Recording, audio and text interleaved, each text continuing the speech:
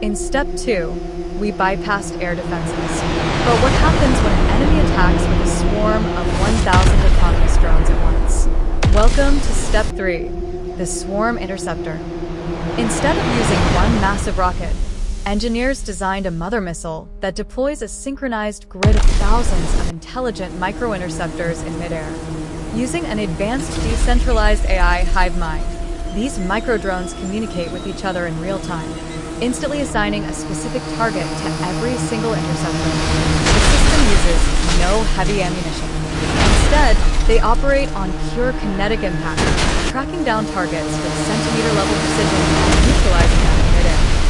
To ensure total defense, selected interceptors detonate small, directed electromagnetic pulses, frying the electronic circuits of any nearby rogue threats instantly. The ultimate engineering risk? If the decentralized hive-mind is cyber-hacked mid-flight, the entire automated defense swarm could turn back and attack its own BAS. An unstoppable drone shield or cyber warfare nightmare. This is Step 3. Comment your thoughts below and subscribe right now to unlock Step 4.